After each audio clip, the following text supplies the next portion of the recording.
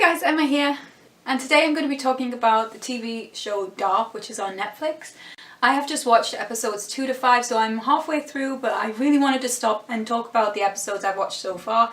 I think the episodes are actually getting better as they go on, so the last episode really blew my mind. I think halfway point is a point that changes everything and really blows things up, really exposes a lot of things that were previously not known and takes the story in a different direction. There are a lot of characters to keep track of, I think, in Dark, but I like episode 3 because it was really helpful when they brought up the dual screen and showed the people in the different timelines. I think that the characterization was good enough for some of those characters for an audience to know who they were before it was even explained.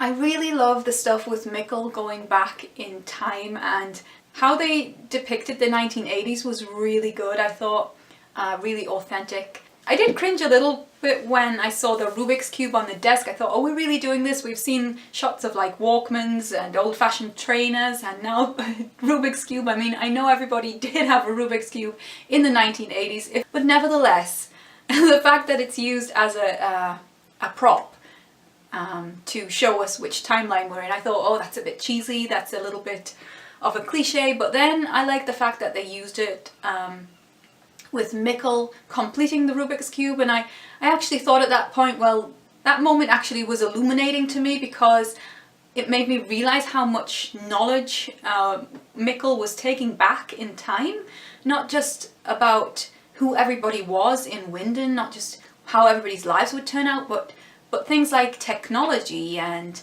political things. I mean, I know Mikkel is a young boy, but he still would have such a vast amount of knowledge that he is taking back in time with him, and what could he do with that?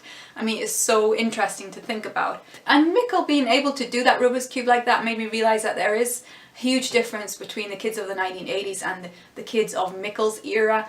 I do like the fact that there are lots of relationship dramas going on, and even if they seem on the edge, on the periphery of the storyline, they're still involved in some way. I think it's a very complex scenario about who means what to whom and how everybody is related and how everybody knows one another and the things that everybody has done to each other in the past.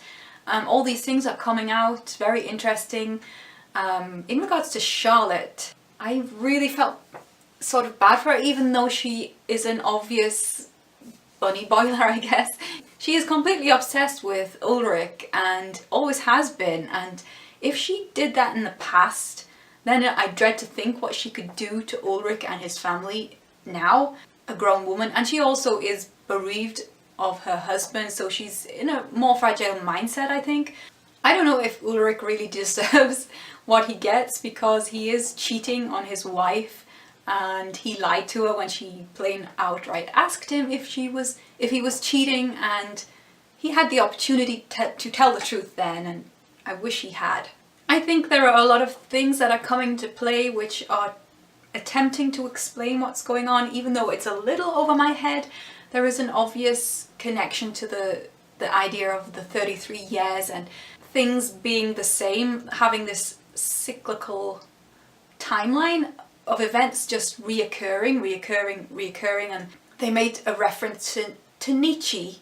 I had to Google that because I had no idea what that was, but it's the idea that events in existence basically reoccur. There was also a very interesting quote that was very prominent, and that was about the beginning being the end and the end being the beginning. It seems like that whatever's happened to the town of Winden, whatever's happened to these people, is almost like a never-ending loop that they can't get out of. There are a lot of things which are difficult to answer right at this stage, at the episode 5 stage, about why Mikkel had to do the things he did, why he had to kill himself. Who knows about Mikkel and his situation? I think that there are obviously some people who are responsible for what happened to Mikkel, who also know what happened to him.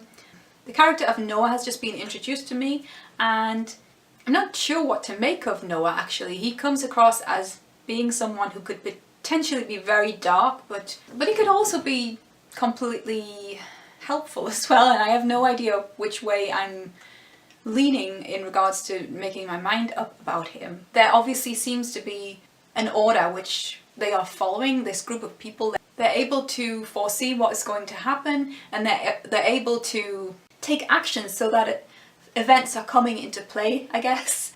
Noah obviously is the same age across the timelines, so he is obviously able to travel at will, which suggests that what happened to Mikkel may not have been an accident. There is a lot of darkness and a lot of sadness in the show, and it did occur to me that I don't think there are any characters who are kind of happy-go-lucky, who aren't affected by the situation.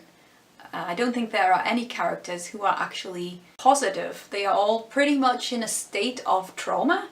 And this for me is slightly troubling. I think I would prefer to see one or two characters who were a little removed from that kind of dark shadow. So, but yeah, when the revelation about Mikkel was finally played out on screen, I actually sat for a few minutes after that episode and was like, oh, so that means, oh my god, and yeah, oh, she's like, oh, wow, whoa, and it really, like, the cogwheels were working in my mind. The story actually plays out from 1986 right until the moment that Michael killed himself.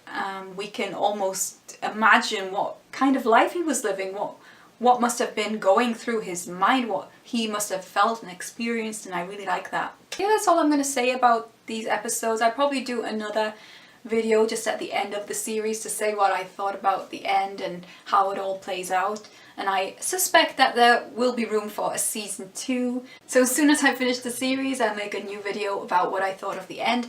I'm also writing some more Twin Peaks fanfiction right now. I'm writing a Ben Horn, Audrey Horn story. Probably going to be reading that out as well if anybody's interested in my terrible writing. Waiting for... Twin Peaks is out on DVD, Blu-ray right now. I don't have a copy, so I can't do any videos on it yet. If my voice holds out, because I'm losing my voice, I don't know if you can tell, but if my voice holds out, I will be reading out my fan fiction in an upcoming video. So thanks for watching today. You can follow me at the Vlog Lady on Facebook and at Twitter. And that's it. Bye!